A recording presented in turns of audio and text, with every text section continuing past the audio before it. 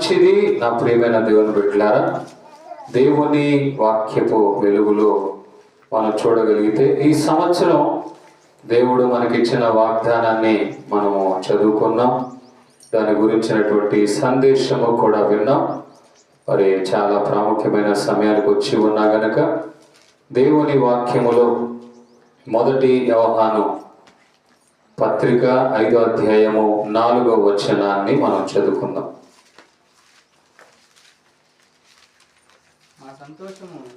మొదటి సువార్త కాదండి, మొదటి యోహాను పత్రిక, ప్రకటన గ్రంథము ఉన్న పత్రికలు 5వ అధ్యాయము.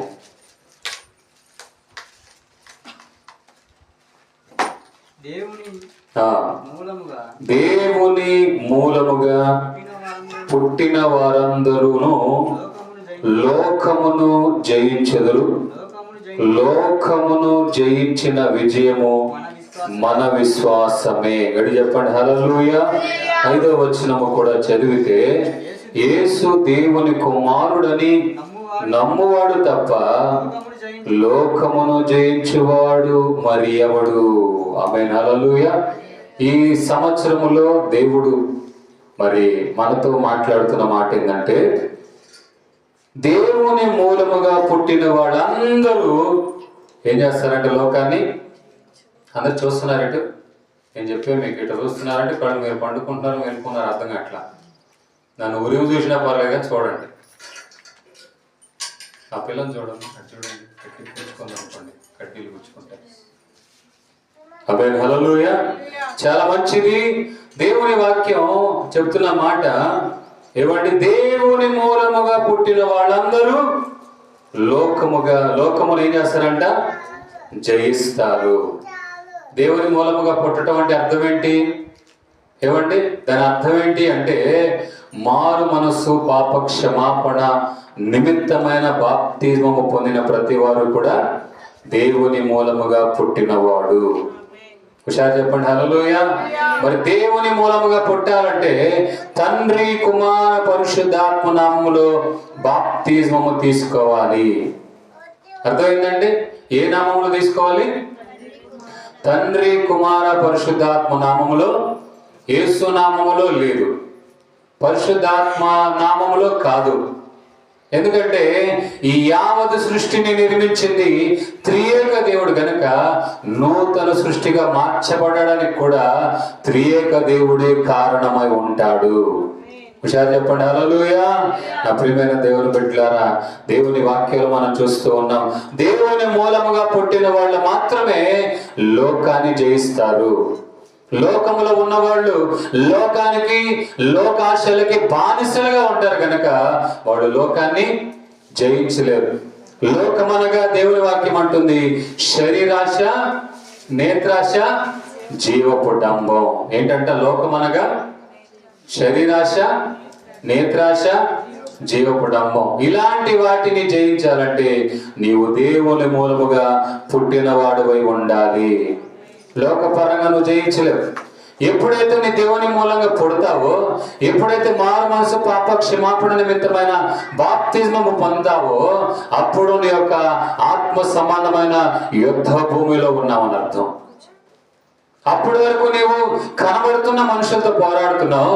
కానీ ఎప్పుడైతే దేవుని నమ్ముతావో, లోకానికి సంబంధించిన ఆశలని, లోకానికి సంబంధించినటువంటి నేత్రాశని, లోకాశనికి సంబంధించిన ఆ జీవపు డంబాన్ని తీసుకొని సాతానుగాడు వచ్చి, కనబడని సాతానుగాడు వచ్చి ఏం చేస్తాడంటే నీ మీద ప్రయోగిస్తాడు. కనుక నీవు ప్రయోగాలన్నీ గెలవాలి, జయించాలంటే దేవుని మూలముగా మాత్రమే నువ్వు పుడితే సాధ్యపడుతుంది. హుషారు చెప్పండి హల్లెలూయా. అందుకే ఎఫెసీ పత్రికలో కూడా మనం చూస్తూ ఉన్నాం.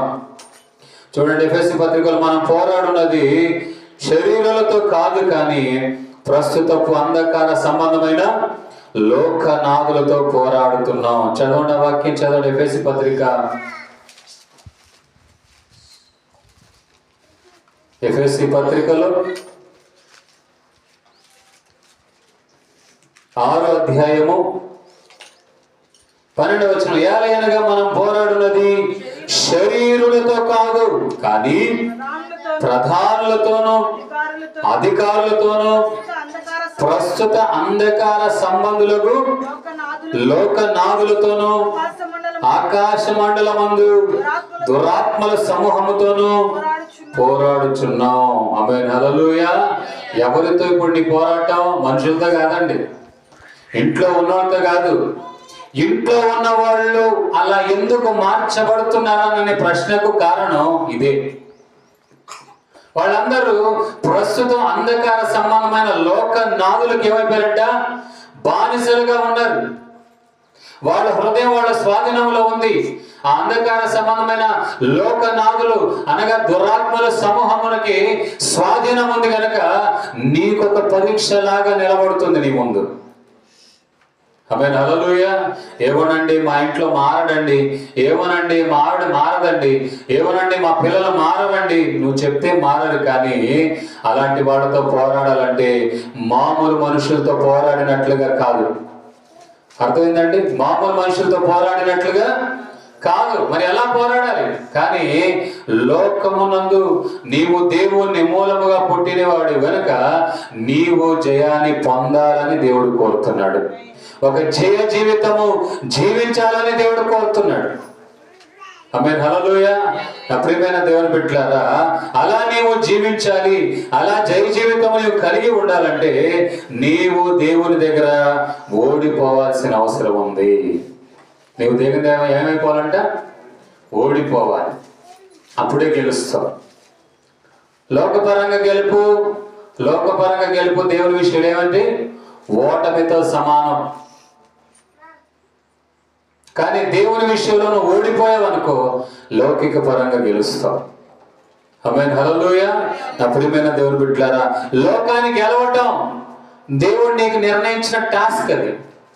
దేవుడు నీకు నిర్ణయించినటువంటి ఆ యొక్క గొప్ప ఆధిపత్యం. అది నువ్వు గెలవాలంటే దేవుని మూలముగా పుట్టు నీవు చేయాల్సిన పని ఏంటంటే, నా ప్రియమైన దేవుని బిడ్డలారా, అందుకే అపోస్తలుడైన పౌలు కూడా చక్కగా అన్నాడు. 2 కొరింథీ పత్రిక 12వ అధ్యాయం 10వ వచనం చదవండి, త్వరగా చదవండి.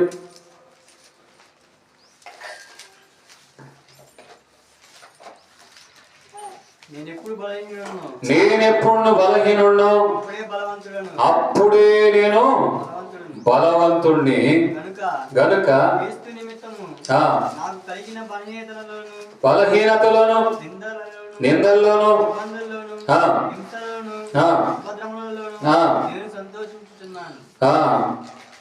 విశేషంగా నా బలహీనత యందు బహు సంతోషముగా అతిశయపడుచున్నాను. చూడండి నా ప్రియమైన దేవుని బిడ్డలారా, 12వ అధ్యాయం 10వ వచనం ఇప్పుడు చదివున్నారు.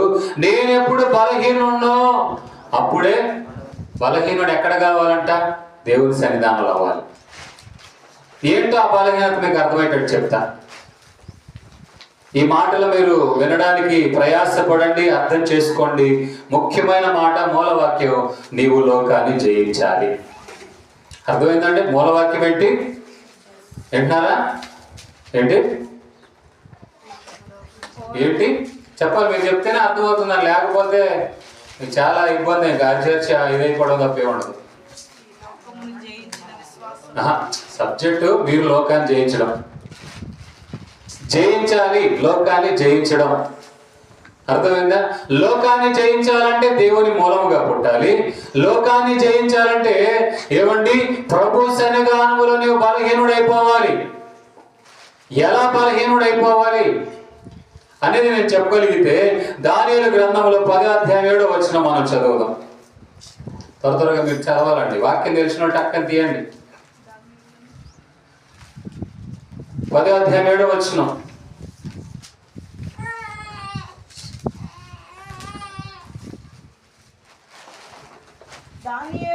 దానియేలు నాకు ఈ దర్శనం కలగగా నాతో కూడనున్న మనుషులు దానిని చూడలేదు, మిగుల భయక్రాంతులై దాగుకొనవలనని పారిపోయి, నేను ఒంటరినై ఈ గొప్ప దర్శనమును చూచితిని. చూచినందున నాలో బలమేమీ లేకపోయాను, నా సొగసు వికారమాయను, బలము నా యందు నిలవలేదు. చాలండి నా ప్రియమైన దేవుని బిడ్డలారా, ఇది పడిపోవడం అంటే, దేవుని దగ్గర బలహీన పడటం అంటే ఇది. నువ్వు ప్రార్థనలో బలహీన పడే కొద్దీ, నువ్వు బలపడే కొద్దీ నీ శరీరం బలహీనంగా మార్చబడాలి. అర్థమైందండి? శరీరం బలహీన పడినప్పుడే ఆత్మ సంబంధంగా నీవు బలపడతావు.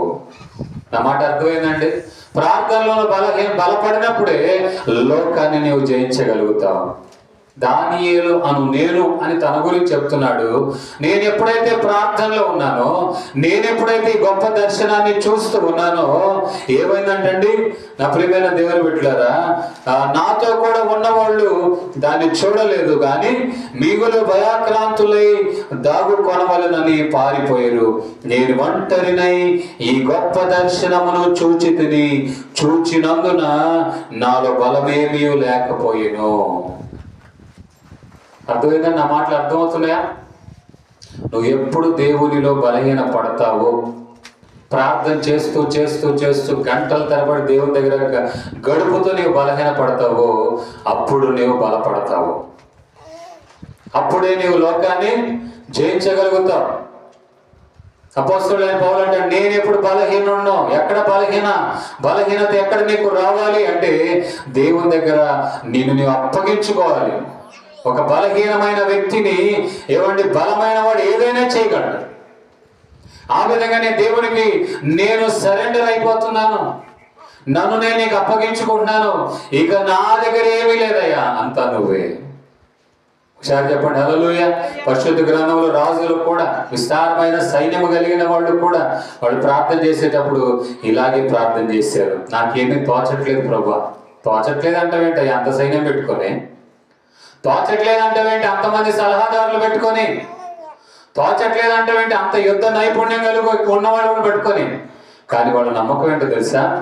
విస్తారమైన రథములను నమ్మేదానికంటే, విస్తారమైన గుర్రాలను నమ్మేదానికంటే ఆ యుద్ధములో జయమిచ్చే దేవుని మీదే నా ఆశ్రయం ఉంది. ఆమేన్ హల్లెలూయా. నా ప్రియమైన దేవుని బిడ్డలారా, కొన్నిసార్లు చిన్న సైన్యముతో వెళ్ళి ఓడిపోయారు, కొన్నిసార్లు పెద్ద సైన్యంతో వెళ్ళి గెలిచినట్లు ఉంది, కొన్నిసార్లు కొంతమందితో వెళ్ళి గెలిచినట్లుగా కూడా ఉంది, కొన్నిసార్లు యుద్ధమే చేయలేదు. కారణం ఏంటో తెలుసా? నువ్వు ఎంతగా సైనికులు ఉన్నారో, బలం ఉందో బలగం కాదు, జయమిచ్చే దేవుడు నీ పక్షాన ఉన్నాడా? ఆయనకు నువ్వు అప్పగించుకున్నావా? ఆయన విషయంలో బలహీనుడుగా ఉన్నావా? హుషారుగా చెప్పండి హల్లెలూయా. ఎడి చెప్పండి హల్లెలూయా. చిన్న మామూలు కూర్చోమ్మా, మామూలు కూర్చో, చిన్నపిల్లడుగా. నా ప్రియమైన దేవుని బిడ్డలారా, దేవుని సన్నిధానంలో మనం బలహీనులైపోవాలి. గంటల తరబడి మోకాల మీద ఉండాలి. ఇతను అలాగే ప్రార్థన చేస్తున్నాడు, దర్శనము చూస్తున్నాడు. దర్శనము ఇతను మాత్రమే చూస్తున్నాడు, కానీ ఆ దర్శనము చూడలేని వీళ్ళంతా ఏమైపోయారంట? భయాక్రాంతులు అయిపోయారు. మనం దేవుని సన్నిధానంలో దర్శనము చూసేవాళ్ళుగా ఉండాలి. దర్శనం అంటే అర్థం ఏంటండి? కన్నులు మూసిన వెంటనే దేవుని యొక్క ఉనికి, దేవుని యొక్క ఆ యొక్క కల్పన, దేవుని యొక్క ఆలోచన, దేవుని గురించినటువంటి తలంపులు మనలో రావాలి. గడి చెప్పండి హల్లెలూయా. ఒకసారి చెప్పండి హల్లెలూయా. ప్రియమైన దేవుని బిడ్డలారా, ఎప్పుడు నీవు బలహీనుడు అప్పుడే ఆ బలహీనతను ఎక్కడ రావాలంటే ప్రార్థనలో రావాలి. ప్రార్థన చేసి చేసి చేసి చేసి అలసిపోయినా ఓడిపోకూడదు ప్రార్థనలో. అప్పుడే నీవు జయించగలుగుతావు. ఈ దానియేలు అతను అంటున్నాడు, నేను బలహీనుడైపోయాను, నాకు బలమేమీ కూడా లేదు, నాకు సొగసు కూడా ఏమైపోయిందంట? వికారమాయను, బలము నాయందు నిలువలేదు. ఇంకా ఆ టైం అయిపోయాడు తెలుసా?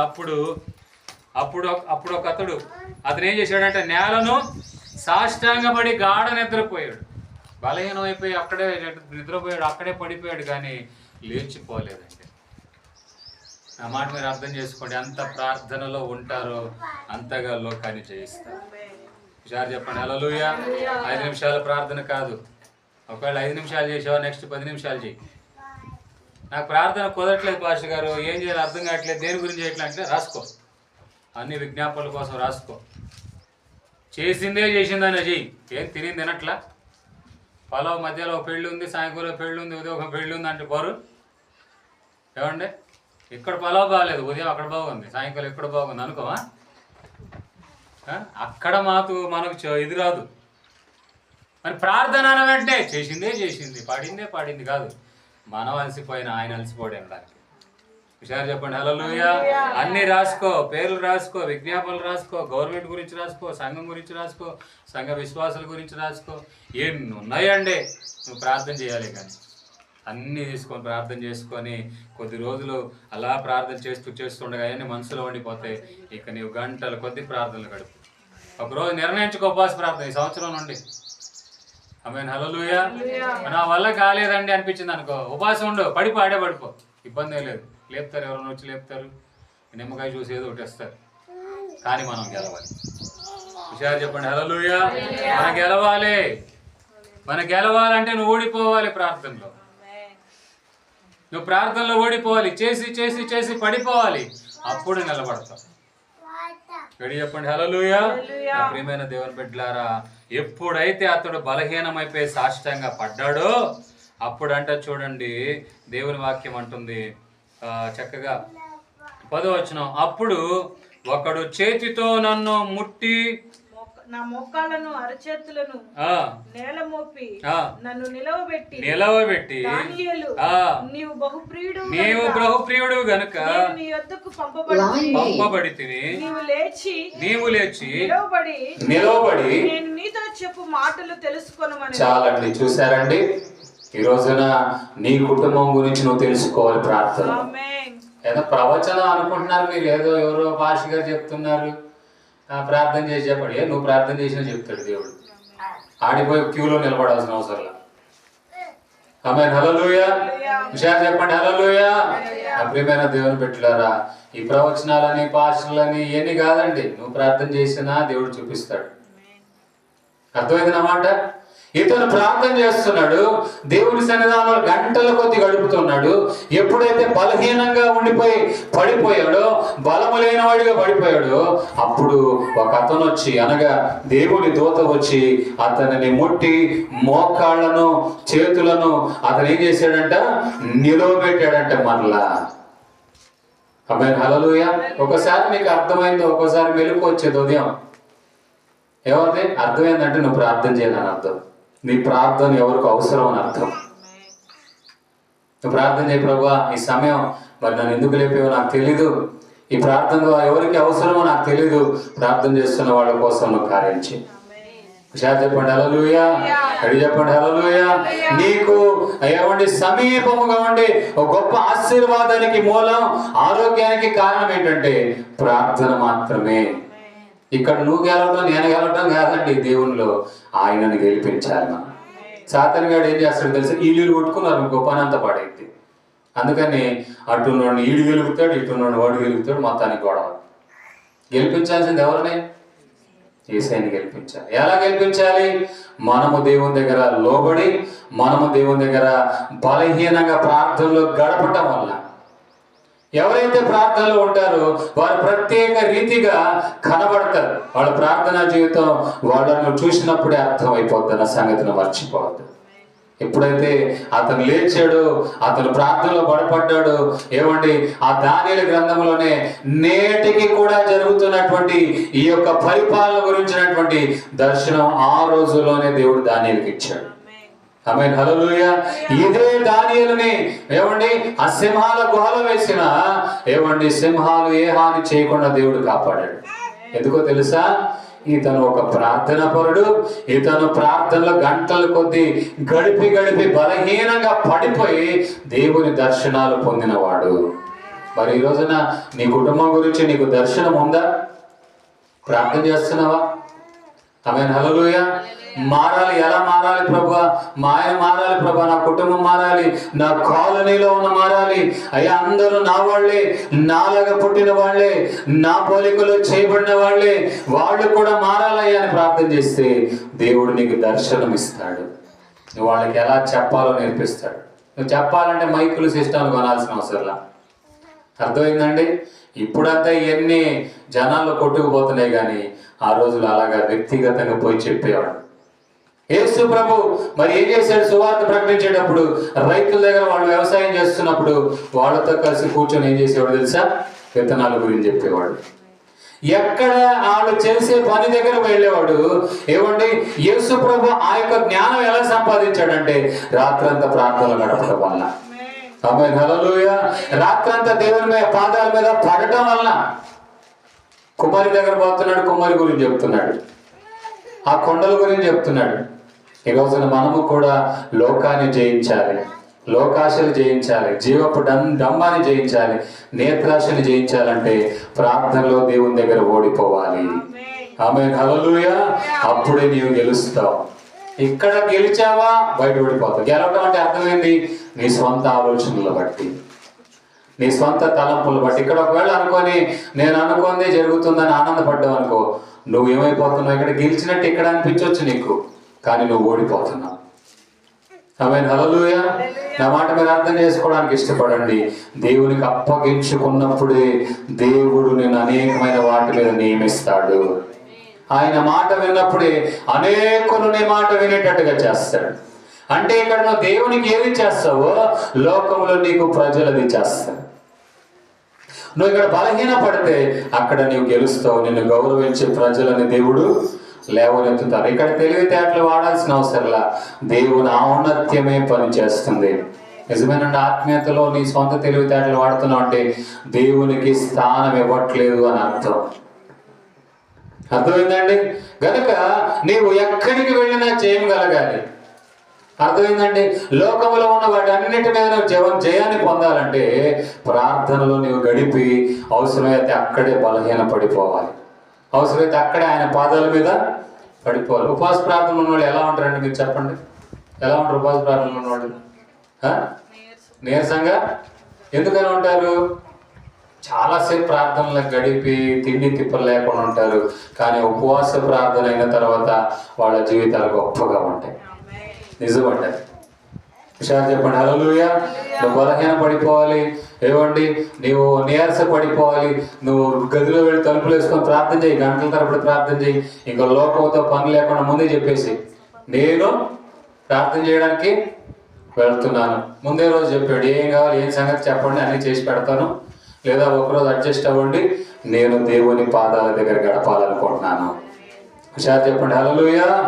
అందుకే అంటున్నాడు, దేవుని మూలముగా పుట్టినవాడు కాక లోకమును జయించగలిగిన మాది ఎవరున్నారు? దేవుని మూలంగా పుట్టినవాడు దేవుని దగ్గర గడుపుతాడు. అర్థమైందండి. దేవుని దగ్గర ఇక్కడ కూడా ఒంటరిగా ఉన్నాడంట. చదివాము మనం చక్కగా మాట ఏమనుందండి 8వ వచనములో, నేను ఒంటరినై ఈ గొప్ప దర్శనము. ఒంటరిగా ఉన్నాడు. ప్రార్థన చేసేవాళ్ళు ఎక్కడ గడపాలి? ఎంతమందితో గడపాలండి? ఒంటరిగా యేసయ్య పాదాల దగ్గర గడపాలి. అతను గడిపాడు గనుక సింహాల మీద జయాన్ని పొందాడు. మన చుట్టూ కూడా ఎన్ని సింహాలు తిరుగుతున్నాయి తెలుసా మీకు? 2 కాళ్ళ సింహాలు ఎక్కువ తిరుగుతుంటాయి. ఇప్పుడు ఏమపడతాయి తెలీదు, ఎప్పుడు మింగుతాయి తెలీదు, ఎప్పుడు ఆత్మ సంబంధమైన ఆ సంతోషాన్ని సంతృప్తిని తినేస్తాయో తెలీదు. కానీ వాటిని జయించాలంటే యేసయ్య పాదాల మీద పడిపోవాలి. ఆమేన్ హల్లెలూయా. జయించడం అంటే దేవుడు మనకు తగ్గ వాతావరణాన్ని దేవుడు కలుగ చేయడమే. మనం జయించగలిగిన వాతావరణాన్ని దేవుడు సృష్టించడమే, దాని తగ్గ ఆలోచనలు ఇవ్వటమే. అర్థమైందండి. ఆత్మ సంబంధమైన వాడు దేవుని ఆత్మకు అప్పగించుకొని దేవుని కార్యాలకు చోటిస్తాడు. శరీర సంబంధమైన వాడు తనకు తానుగా తన సొంత జ్ఞానముతోనే పని చేసుకుంటాడు. ఈ ఆలోచన కావాలా?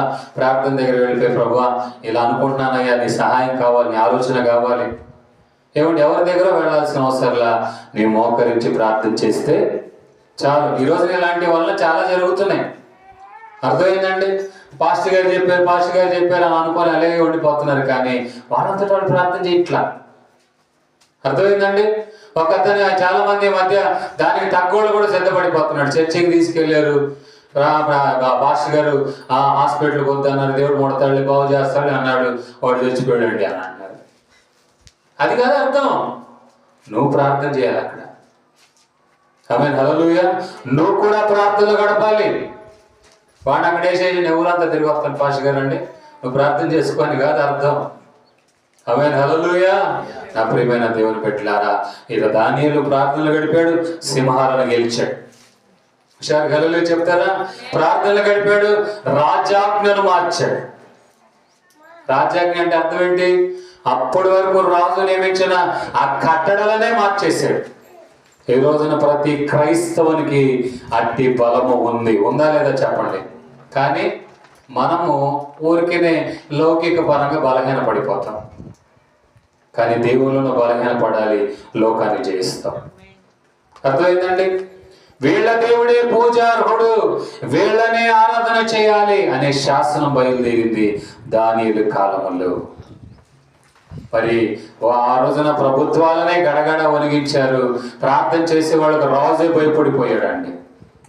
మరి మన పరిస్థితి ఏంటి? అర్థమైందండి? మనం చూసి మన ఇంటి వాళ్ళని భయపడుతున్నారా? చెప్పరేంటండి? భయపడ్డాం అంటే అమ్మో అమ్మో కాదు. మరి నువ్వు నిజంగా ప్రార్థన చేసి నీకు భయపడతారు. నేను తొందరగా ఒక మాట అనాలని కూడా ఆలోచిస్తారు. ఆమె ప్రార్థన చేస్తుందండి, ప్రార్థన చేసి ఆమెను ఏమంటారులేండి అనే స్థాయికి తీసుకొని రావాలి. అమ్మ నోరు తెరిచిందంటే లేదా వాడు నోరు తెరిచాడంటే కాదు. ఆలోచించండి నా ప్రియమైన దేవుని బిడ్డలారా, ప్రభు సన్నిధానంలో నీవు పడిపోవాలి ఆయన పాదాల మీద. అప్పుడే రాజ్యాజ్ఞలు మార్చబడతాయి. అప్పుడే నువ్వు ఎక్కడున్న జయ జీవితాన్ని నీవు పొందుతావు. ఎడు చెప్పండి హల్లెలూయా. చూడండి, యాకోబు గురించి కూడా మనం చూస్తే 32వ అధ్యాయం 22 వచనాల నుండి మనం చదివితే, యాకోబు కూడా ఒంటరిగా మిగిలాడు. ఒంటరిగా ఉన్నవాడిని నన్ను అందరూ విడిచిపెట్టారు అనుకుంటున్నావు, కానీ యేసయ్య నన్ను విడిచిపెట్టలేదు. అర్థమైందండి? దానియేలు ఒంటరిగా ఉన్నప్పుడు దేవుడు ఉన్నాడు, దేవుని దూత కూడా ఉంది. యాకోబు ఒంటరిగా ఉన్నప్పుడు దేవుడు కూడా ఏమన్నా అతనితో ఉన్నట్లుగా మనం చూస్తున్నాం. ఆ సంతటిని పనిచేశాడు. నేను ముగించేస్తున్నానండి. ఆస్తి అంతటిని పనిచేశాడు అన్న మీద భయంతో. మొత్తం 2 దాసీలు ఉన్నారు, ఈ ఒక భార్య, పెద్ద భార్య, చిన్న భార్య, మొత్తం 4 ఉన్నారు. వాళ్ళకు పుట్టిన పిల్లలు ఉన్నారు, పనోళ్ళు ఉన్నారు, అందరూ ఉన్నారు. అన్నింటినీ ఏం చేశారంటే భయంతో పనిచేశాడు. అదిగో నువ్వు వెళ్ళిపోయి మా అన్న చంపడానికి వస్తున్నాడు, కానీ మీరు పోయి ఎదుర్కోండి అని అన్నాడు. ఒక గుంపును పంపించేశాడు. ఒకవేళ వాళ్ళు చంపేశాడు అనుకో, మరలా వెంటనే నా మీదకి వస్తాడేమో, అట్ట కాదు ఇంకో గుంపును పంపు అని 4 గుంపులు పంపించేశాడు. పంపించేసి ఒక్కడు ఉన్నాడు. ఒంటరిగా ఉన్న సమయంలో నా ప్రియమైన దేవుని బిడ్డలారా, అతని ప్రార్థనలు గడుపుతున్న సమయంలో ఒక నరుడు పోరాడినట్లుగా దేవుని దూతతో అతను పోరాడుతున్నట్టుగా మనం చూస్తున్నాం. 32వ అధ్యాయం 22వ వచనం చదవండి. ఆ రాత్రి అతడు లేచి తన 2 భార్యలను, తన 2 దాసీదాసులను, తన 11 మంది పిల్లలను తీసుకొని యబ్బోకు రేవు దాటిపోయిను. యాకోబు వారిని తీసుకొని ఆ ఏరు దాటించిని తనకు కలిగినదంతయు పంపివేసెను. యాకోబు ఒక్కడు మిగిలి ఉన్నాడు. ఒక నరుడు తెల్లవారు వరకు అతనితో పెనుగులాడుతూ తాను అతని గెలవకుండుట చూచి తొడగూటి మీద అతనిని కొట్టెను. అప్పుడు అతడు ఆయనతో పెనుగులాడుట వలన ఇతనంట దేవునితో పోరాడుతూ దేవుణ్ణి గెలవనివ్వకుండా చేశాడంట. అన్నమాట అర్థం చేసుకోండి. ప్రార్థనలో దేవుడు మనకిచ్చేంతగా మన జీవితాలు చేసుకోవటమే దేవుని గెలవనివ్వకుండా చేయటం. నువ్వు ఇస్తావా లేదా అప్పటి వరకు కఠినంగా ఉన్నాడు అనుకోండి, నువ్వు ఇస్తావా లేదా అని ప్రార్థన చేసే కొద్ది ఏమైపోతాడంటే దేవుడు బలహీన పడతాడు, కనికర పడతాడు, ఆ కఠినత్వాన్ని విడిచిపెడతాడు. వెంటనే ఏం చేస్తాడంటే నువ్వు అడిగినవన్నీ ఇవ్వాలని ఇష్టపడతాడు. ఇక్కడ చెప్పండి హల్లెలూయా. ఇతనేమో నేను వెళ్ళాలి అంటున్నాడు దేవుడు, కానీ యాకోబు మాత్రం ఏమంటున్నాడు, నీవు నన్ను ఆశీర్వదిస్తేనే కానీ విడిచిపెట్టను. ఏ పాటికి విడిచిపెట్టట్లా, పోరాడుతున్నాను అన్నాడు, పోరాడుతూనే ఉన్నాడు. అతను పడిపోతున్నా మరలా అలా చేతులు పట్టుకొని పోరాడుతూనే ఉన్నాడు. నేను పొరపాటున నిన్ను విడిచిపెట్టను.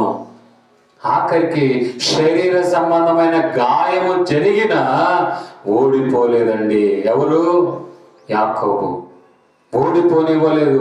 ఏమండి, దేవుడు అతనిని ఓడిపోనివ్వలేదు.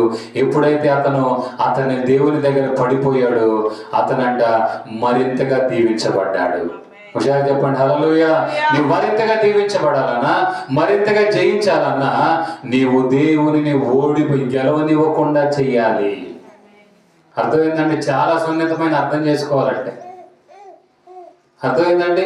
నీవు ఓడిపోవటమే ఆయనని గెలవనివ్వటం, నీవు పడిపోవటమే, ప్రార్థనలో నిలిచి ఉండటమే, ఆయన ద్వారా జయ జీవితాన్ని అనుభవించడం.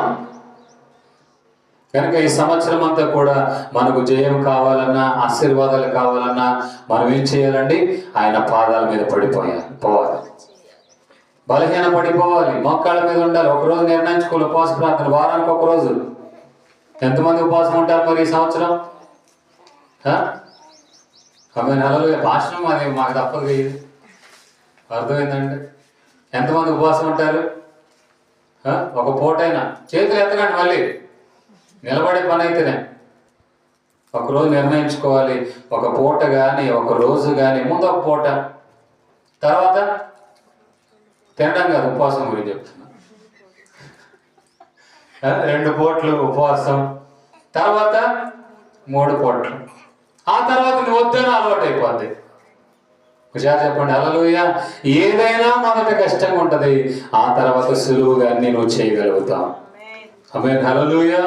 అనుకోవాల్సింది ఏంటంటే మోసే చేయగలిగాడు, నేను చేయలేనని ప్రార్థన చేయాలి. అర్థమైందండి? నీవు దేవుని దగ్గర ఓడిపోవాలి, పడిపోవాలి. మోకాళ్ళ ప్రార్థనలే కనపడట్లే చాలా మందికి. ఏంటంటే పాస్టర్ గారండి ఇలా ఉంటే ఆడ మోకాళ్ళు ఉండమంటారండి. ఆమేన్ హల్లెలూయా. రెడీ చెప్పండి హల్లెలూయా. ఎక్కడ ఉన్నా మోకాళ్ళ మీద ఉండడం అలవాటు చేసుకో. దేవుడు అద్భుతంగా రూపుదిద్దుతాడు నీ జీవితాన్ని. ఏమండి? మోకాళ్ళ తర్వాత సంగతి, ప్రార్థనలు కళ్ళు తెరుచుకొని చూస్తున్నారు. ఇంకా ప్రార్థన చేయకూడదు, కళ్ళు మూయకూడదు. ఏమండి? కళ్ళు తెరవకూడదు, కళ్ళు మూసుకొని ప్రార్థన చేయాలి, దేవుడికి అప్పగించుకోవాలి, ఆయన పాదాల మీద పడిపోవాలి. బలహీన పడినప్పుడే బలపడతాం. పౌలు కూడా బలవంతుడిగా పరిచర్య చేయలేదండి, బలహీన పడుతూనే తన దేవుని ద్వారా ఇవ్వబడిన కృపను, ప్రత్యక్షతను పొందుకొనిన వాడుగా పరిచర్య చేస్తూ వచ్చాడు. ఒకవేళ లౌకికంగా అతను బలవంతుడైతే పని చేసేవాడు కాదు, పరిచర్య చేసేవాడు కాదు. కనుక ప్రార్థనలో ఉన్నప్పుడు కళ్ళు మూసుకొని ప్రార్థన చేయాలి, దేవునికి అప్పగించుకోవాలి. ఏమండి? మోకాళ్ళ మీద ఉన్నప్పుడు పడిపోవాలి, ఏమండి? సాష్టాంగ పడిపోవాలి. అన్ని రకాలుగా ప్రార్థనలు గడపాలి. ఒకసారి చెప్పండి హల్లెలూయా. మందిరంలో మాత్రం మోకాళ్ళ మీద ప్రార్థన చేయాలి. నా మాట అర్థమైందండి? ఇంట్లో మోకాళ్ళ మీద ఉండు, ప్రార్థనలు గడుపు. బలహీన ఉన్నాగా కాసేపు అలా చేతులు పెట్టుకొని, ఇంక మీ ఇష్టం. ఇక రోషం వచ్చిందా, మోకాళ్ళ మీద ఉంటాను, మంచిది, ఇంకా చాలా మంచిది. ఎందుకంటే గెలిచేది నువ్వే కాబట్టి. రెడీ చెప్పండి హల్లెలూయా. అమ్మా బాబా మోకాళ్ళ మీద ఉంటే ₹1,00,000 వస్తాయి అన్నా అనుకుంటారా? ఉండరా? మనసులో కూడా బయట ఒకటి అని చెప్తారు, పాపం అంటారు. రెడీ చెప్పండి హల్లెలూయా. నా ప్రియమైన దేవుని బిడ్డలారా, లౌకిక పరమైన వాటి కొరకు అంత ఆసక్తిగా మనం వస్తుంది, ఇస్తారు, వాటి కోసం ప్రార్థన చేస్తున్నామే. అన్నిటిలో జయాన్ని ఇవ్వగలిగిన దేవునికి నువ్వు ఎలా ప్రార్థన చేయాలి, ఎంతసేపు ప్రార్థనలు గడపాలి? నేను అంటున్నాను, దేవుని విషయంలో బలహీనుడైపో, ఏమి తెలియదని ఒప్పుకో. ఇక్కడ నీ తెలివితేటలు పనికిరావు. అర్థమైందండి? ఎడు చెప్పండి హల్లెలూయా. మాకు చెప్పేటప్పుడు కూడా ఒక మాట అనేవాళ్ళు, మీకు అన్ని తెలిసిన ఆ గడప లోపలికి వచ్చిన వెంటనే ఏమి తెలియనట్టుగా దేవుని మాటలు వినండి. ఎడు చెప్పండి హల్లెలూయా. తెలుసు అనుకున్నాను ఏమి ఎక్కవు, కానీ తెలియదు అనుకున్నప్పుడే చాలా తెలుసుకుంటాం. ఎడు చెప్పండి హల్లెలూయా. దేవుని దగ్గర ఓడిపోయినప్పుడే లోక విషయంలో గెలుస్తాం. దేవుని మాట వింటే అనేకులు నీ మాటలు వింటారు. కనుక నా ప్రియమైన దేవుని బిడ్డలారా, దేవుని వాక్యం అంటుంది జయ జీవితాన్ని నువ్వు పొందాలి అని. మరలా మూలవాక్యం చదువుదామా? 1 యోహాను పత్రిక 5వ అధ్యాయము 4వ వచనం. దేవుని మూలముగా పుట్టిన వారందరూ లోకమును జయించుదురు. చూశారండి? ప్రార్థన చేయాలి. ప్రార్థనలు ఏముందంటండి? విజయం ఉండాలి. ఆ విజయంతో కూడి చేసిన ప్రార్థన దేవుని దగ్గర నేను అప్పగించుకొని ఓడిపోయిన అనుభవం నేను అన్నింటిలో గెలిపిస్తుంది. విషయాలు చెప్పండి హల్లెలూయా. మరి అన్నింటిలో బైబిల్లో గెలుస్తారని ఉందిగా, ఇప్పుడే మనం చేయగా అందరూ అయిపోయిందిలాగా చరిత్ర అనుకున్నాడు దానియేలు గురించి. అందరూ అతన్ని వేసేశారు లోపల. కానీ మరలా ఉదయాన్ని వచ్చి రాజు పలకరిస్తుంటే మరలా సింహపు గుహలో నుండి స్వరం వినబడుతుంది. సింహాల మీద గెలుపు, నిందలు వేసే వాళ్ళ మీద గెలుపు, అవమానాలు వేసే వాళ్ళ మీద గెలుపు, స్వంత వాళ్ళు పగవాళ్ళగా మార్చబడినప్పుడు వాటి మీద గెలుపు. నీ స్వంత వాళ్ళు నీకు వ్యతిరేకంగా మారుతున్నారా, నీ ప్రార్థన లేదని అర్థం. అది ఖచ్చితం. అంటే అర్థం ఏంటంటే వాళ్ళ మీద ఏమండి మంటలు రోమని కాదు అర్థం, నువ్వు ప్రార్థనలో గడపమని అర్థం. నా ప్రియమైన దేవుని పెట్టారా, ప్రార్థన చేసినప్పుడు దేవుడు వాళ్ళ మనస్సును మారుస్తాడు. అర్థమైందండి? వాళ్ళు కూడా రక్షణ పొందేటట్లుగా దేవుడు కార్యాలు చేస్తాడు. కనుక ఈ సంవత్సరము మన మొదటి ప్రభు బలారాధనలో పాలు పొందాం. మన యేసయ్య కూడా ప్రార్థనలో నలిగిన వాడే. ఎందులో నలిగిన వాడు అంటే ప్రార్థన చేస్తూ ఉంటేనంట ఆయన చెమట రక్తపు బిందువులుగా మారి అంతగా ప్రార్థన చేశారంట. కనీసం కన్నీళ్ళనే గారుస్తున్నారండి ప్రార్థనలో. ఏ పార్టీకి మైక్ తీసుకొని మేము ఏడుస్తూ కూర్చోటమే, అలా కాదు. కన్నీళ్లు కారవాలను ప్రార్థనలో. హుషారు చెప్పండి హల్లెలూయా. యేసు ప్రభు ప్రార్థన చేస్తే అంట రక్తనాళాలు పగిలిపోయినాయి అంట, బర్స్ట్ అయిపోయినాయి అంట. ఆ చెమట రక్తంగా మారేంతగా ప్రార్థన చేశాడంట. మరి మనం ప్రార్థన చేస్తున్నామండి అలాగా? కన్నీళ్లతో ప్రార్థన చేస్తున్నామా? పొందేంత వరకు నేను విడిచిపెట్టాను ప్రభువా, ఇచ్చేంత వరకు నేను విడిచిపెట్టనయ్యా అని మనం దేవుని దగ్గర ఓడిపోయి అంతగా, బలహీన పడే అంతగా. ఏమంటే 5 నిమిషాలు హల్లెలూయా. ఇంకొంతమంది మనసులో ప్రార్థన అంట. ఏమండి వాళ్ళు మనసులో చేస్తున్నా నిద్రపోతున్నారు, అర్థం కాల. ఈ మధ్య కొత్త ట్రెండ్ వచ్చింది, ఎవరు లేపారు అనుకో అప్పుడు ప్రార్థన చేస్తారు అంటారు. ఎంతసేపు నిద్రపోయి ఉంటారు వాళ్ళు. వెళ్ళి చెప్పండి హల్లెలూయా. వాళ్ళు ఎవరో వచ్చి లేపేటప్పటికి అప్పుడు ప్రార్థన చేసి ఆ వందనాలమ్మ. ఓహో, ఇప్పుడు వీళ్ళు ఏమనుకోవాలి? అప్పుడు అబ్బో ప్రార్థనలో ఉన్నారు. అసలు విషయం ఏంటంట? అలా కాదండి. మనం ప్రార్థనలు చేసి బలహీన పడిపోయి కింద పడిపోవాలి, అప్పుడు నీవు నిలబడతావు. హుషారు చెప్పండి హల్లెలూయా. నా ప్రియమైన దేవుని బిడ్డలారా, మేము ఎంత ఆనందంగా ఉంటున్నాం. ఈ మందిరం ఎప్పుడు మీకోసం తెరిచి ఉంటుంది. ఎప్పుడైనా వచ్చి ప్రార్థన చేయండి, ఎప్పుడైనా ఒంటరిగా వచ్చి కూర్చోండి, ప్రార్థనలు గడపండి. ఎందుకని? దేవుని వాక్యం అంటుంది, ఇది నేను కోరిన స్థానము. ఇక్కడ చేయబడే ప్రతి ప్రార్థన మీద నాకు అనుదృష్టి ఉంటుంది. ఆదివారం ఒకటే వచ్చి పోవటం కాదు, మిగతా సమయం కూడా రండి, ప్రార్థన చేసుకోండి, గడపండి, విజ్ఞాపనలు షీట్ తెచ్చుకోండి, అవసరమైతే కూర్చోండి. ఇక మీ ఇష్టం. ఎవరు ఎందుకు వచ్చారని కూడా అనరు. ఇక్కడ చెప్పండి హల్లెలూయా. ఇది ప్రార్థనలు చేయడం కొరకే ఇది సిద్ధపరచబడి ఉంది కనుక మా ఆశ, మనందరి ఆశ కంటే దేవుని ఆశ ఏంటో తెలుసా?